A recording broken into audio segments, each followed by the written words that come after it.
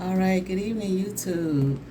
Hope everyone is well this evening. We're going to continue on with Job. We're on chapter 34. I'd like to thank those who have subscribed to my channel. If you are interested and want to know more about what I offer in services, you can check out my website at kenyattasintuition.com, or you can contact me at kenyattasintuition@yahoo.com. All right, let's begin with chapter 34. Elihu challenges Job to debate again. Furthermore, Elihu answered and said, Hear my words, O ye wise men, and give ear unto me, ye that have knowledge. For the ear trieth words, as the mouth tasteth meat.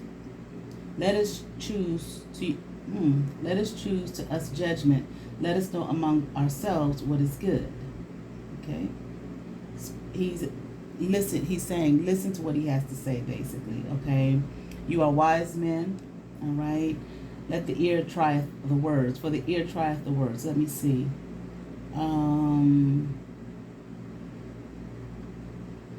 Tests, okay? For the ear testeth words, as the mouth tasteth meat, okay? Of course, see if it's good to you, all right? All right. Let us choose judgment. Let us know among ourselves what is good. The next part of the chapter is titled, Elihu quotes Job's complaints. For Job hath said, I am righteous, and God hath taken away my judgments, okay, or my justice. Should I lie against my right? My wound is incurable without transgression.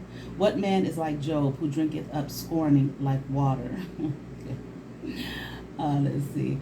Which goeth in company with the workers of iniquity, and walketh with wicked men. For he hath said, It profiteth a man nothing that he should delight himself with God. All right. Again, Elihu quotes Job's complaints. I'm righteous. All right. God done took away my justice. All right. Look what he's done to me. All right.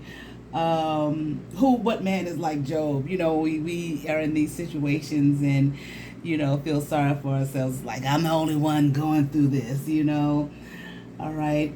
Nobody's gone through what I've gone through, that type of thing. All right. And for he hath said, It profiteth a man nothing that he should delight himself with God. This is what Job is saying, all right? So what was the point? You understand what I'm saying? What was the point in being righteous before God, all right? Let's continue on. The title of the next part of the chapter, Elihu answers Job's complaints, okay? Therefore hearken unto me, ye men of understanding. Far be it from God that he should do wickedness, and from the Almighty that he should commit iniquity.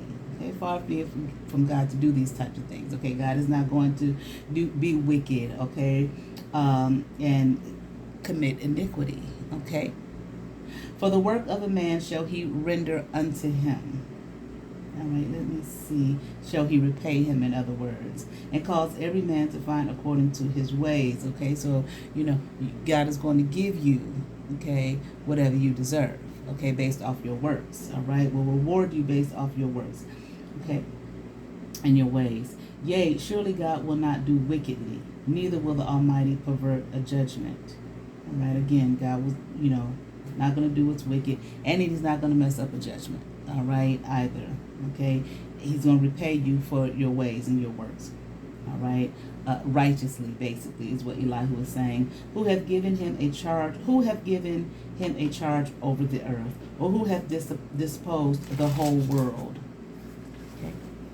If he set his heart upon man, if he gather unto himself his spirit and his breath, all flesh shall perish together, and man shall turn again unto dust.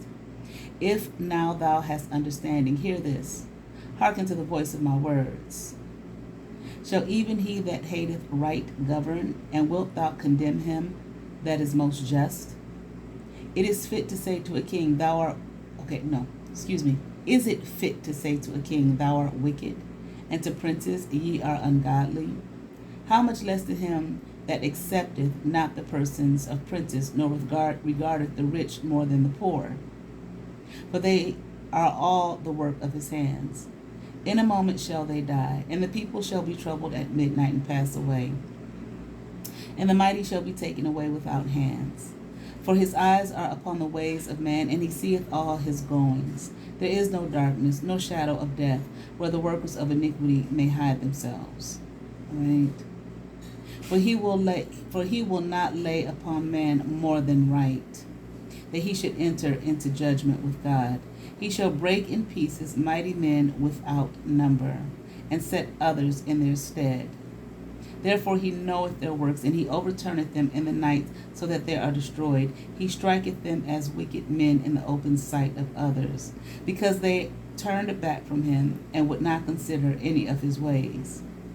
So they that cause the cry of the poor to come unto him, and he that heareth the cry of the afflicted, when he giveth quietness, who then can make trouble? And when he hideth his face, who then can behold him, whether it be done against a nation or against a man only?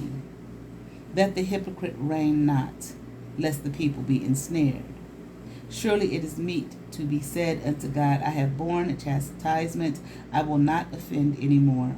That which I see not, teach thou me. If I have done iniquity, I will do no more. Should it be according to thy mind, he will recompense it. Okay. Whether thou refuse or whether thou choose, and not I. Therefore speak what thou knowest. Let men of understanding tell me, and let a wise man hearken unto me. Job has spoken without knowledge, and his words were without wisdom. My desire is that Job may be tried unto the end because of his answers for wicked men. For he addeth rebellion unto his sin. He clappeth his hands amongst us, and multiplieth his words against God. Okay, so it really sounds like, let me see. All right, I thought that there are really no notes in here. Notes at the end of the chapter. Let me see. End of the book. Let me see what he's saying here.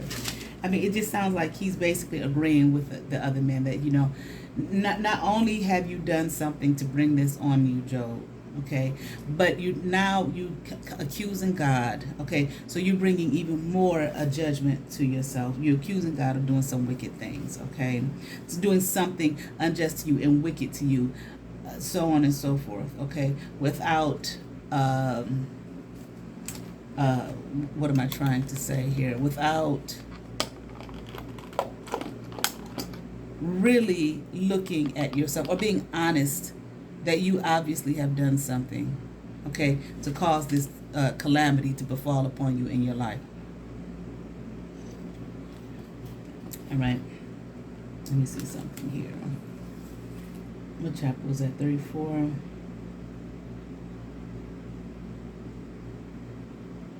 I don't see.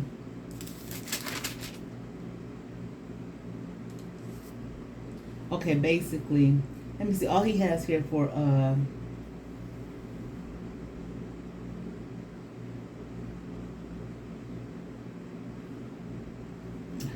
in this section, verses 10 through 12 of that chapter, was at 34. Understand that God is totally righteous in what he renders to man and totally free from wrongdoing. Okay, this is the estimation here. Okay, the notes at the end of the book. All right, but let's go on. Elihu's third rebuttal. Now, Elihu spake moreover and said, thinkest thou this to be right, that thou said, my righteousness is more than God's? Okay,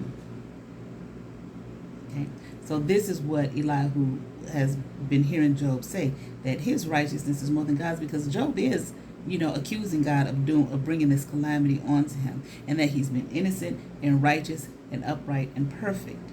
Okay, so this is how Elihu is hearing what he's saying, that you're saying that you're more righteous than God. Okay, for thou saidest, what advantage will it be unto thee, and what profit shall I have if I be cleansed from my sin? So again, what's the point? If I'm going to be perfect and upright and righteous and innocent and, do the right thing in God's eyes, so what profit? What's the point if I'm cleansed from my sin? Okay, if this is what God is going to bring on to me. Okay, this is what he's saying, Job is saying. I will answer thee and thy companions with thee. Look unto the heavens and see and behold the clouds which are higher than thou. If thou sinnest, what doest thou against if this language here? If thou sinnest, what doest thou against him? Or if thy transgressions be multiplied, what doest thou unto him? If thou be righteous, what givest thou him? Or what receiveth he of thine hand? Okay? In other words, you sit low here. Look to the heavens. These things are higher than you. God is higher than you. So what's your righteousness? And what does that mean? Okay? What is that going to do for God? Basically, okay, is what is being said here. Thy wickedness may hurt a man as thou art, and thy righteousness may profit the Son of Man. By reason of the multitude of oppressions, they make the oppressed to cry. They cry out by reason of the arm of the Almighty, of the mighty. Okay, but none saith, where is God my Maker, who giveth songs in the night? Hold on, please.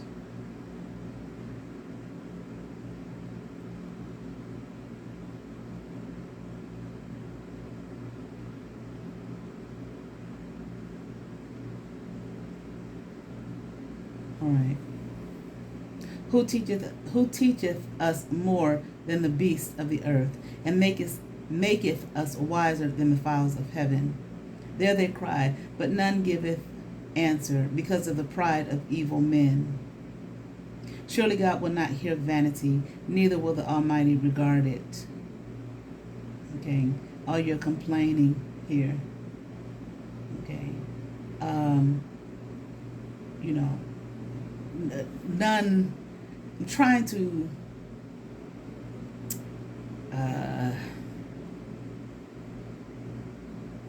kind of summarize what I feel he's saying here. They cry out by reason. Okay, they're crying out by reason of the arm of the mighty, of God's hands, basically. Okay. But none asks, where's God my Maker? Not looking to God. Who teaches us more than the beasts of the earth, and makes us wiser than the fowls of heaven, okay? Who's blessed us, given us wisdom and has taught us here. There they cry, they're crying, but none gives an answer because of the pride of evil men. Surely God will not hear vanity. All right? In other words, here, listen to an empty cry, neither will the Almighty regard it. Although thou sayest, thou shalt not see him, yet judgment is before him, therefore trust thou in him. Okay. But now, because it is not so, he hath visited in his anger, yet he knoweth it not in great extremity. Therefore doth Job open his mouth in vain. Again here, he multiplieth words without knowledge. Elihu openly condemns Job for his folly in maintaining innocent and charging God. He views Job as arrogant. Okay. Let's look at this last chapter. Elihu believes that God is disciplining Job. Right? Which kind of, I don't know. I want to say, wasn't that the other one's kind of argument somewhat too? But let's see. Elihu also proceeded and said, suffer me a little and I will show thee. Okay, bear with me, in other words, a little bit. All right. And I will show thee that I have yet to speak on God's behalf. I will fetch my knowledge from afar and will ascribe righteousness to my Maker. For truly okay, give me a minute here, okay, and bear with me, is what I'm saying. I'm going to show you what I'm talking about, all right? For truly my words shall not be false. He that is perfect in knowledge is with thee. Behold, God is mighty, and despiseth not any. He is mighty in strength and wisdom. He preserveth not the life of the wicked, but giveth right to the poor. Okay? Elihu saying God is mighty. He doesn't despise any.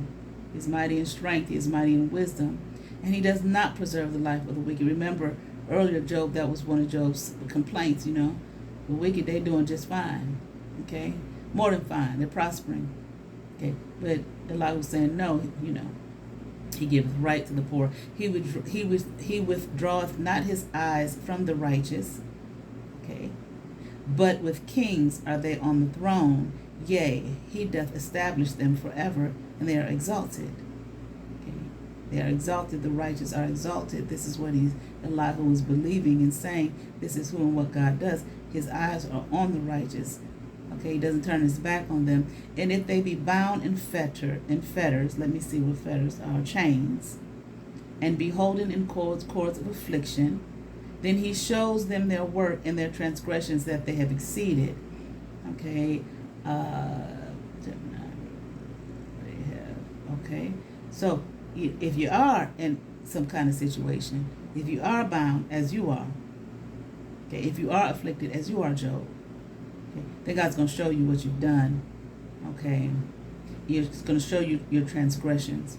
He openeth also their ear to discipline, and commandeth that they return from iniquity.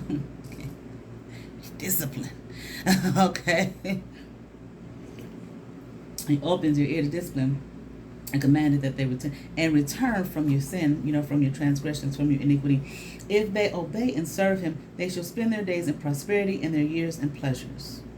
Okay. Listen to these words. Do what he instructs you to do. Turn your back on your sin and your iniquity, then you will be prosperous. Okay?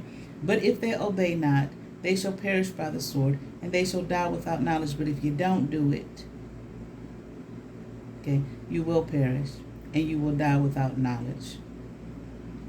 All right. But the hypocrites in heart heap up wrath. They cry not when he bindeth them. Okay. Hypocrites, okay, in heart heap up wrath. Okay, I would think he's talking about the wrath of God, those that are hypocrites. They cry not when he bindeth them.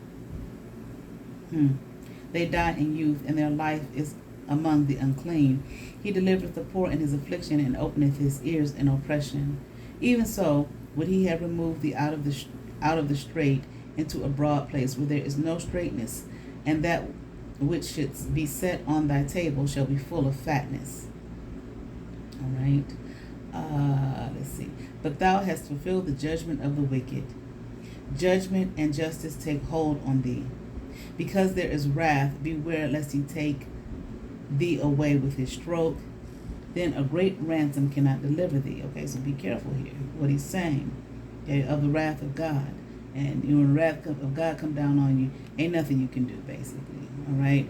Will he esteem thy riches? No, not gold, nor all the forces of strength. He don't care nothing about your earthly wealth, status. Desire not the night when people are cut off in their place. Okay. All right. In other words, I feel like desire not the night, and don't want to be in that kind of situation when people are cut off. Here, take heed, regard not iniquity, for this hast thou chosen rather than affliction. Next title of the next part of the chapter. Elihu reminds Job of the greatness of God. Here, I might go ahead and read 37 too, because it is this chapter is for the rest of 36. The title, rather, is for the rest of 36 and 37. All right, so let's see. Behold, God exalteth by his power, who teacheth like him, who hath enjoined him his way, or who can say thou hast wrought iniquity? Remember that thou magnify his work which men beheld. Every man may see it, man may behold it afar off. Behold, God is great, and we know him not, neither can the number of his years be searched out. I mean, God is, in other words, we're finite beings here. How can we understand the mind of God? Okay, and understand his knowledge. Okay, how long has God been? Okay, neither can the number of his years be searched not. Okay, for he maketh small the drops of water; they pour down rain according to the vapor thereof. All right. This is the greatness of God. He makes small the drops of water.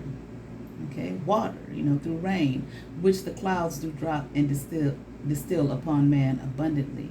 Also, can any understand the spreadings of the clouds or the noise of the tabernacle?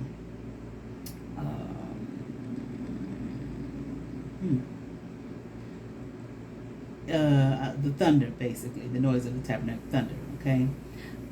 Behold, he spreadeth his light upon it, and covereth the bottom of the sea. For by them he judgeth the people, he giveth meat in abundance. With clouds he covereth the light, and commandeth it not to shine by the cloud that cometh betwixt. Okay? The noise thereof showeth concerning it, the cattle also concerning the vapor. 37.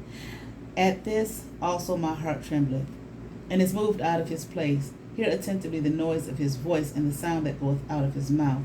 He directeth it under the whole heaven, and is lightning unto the ends of the earth. Okay, here the greatness of God once again.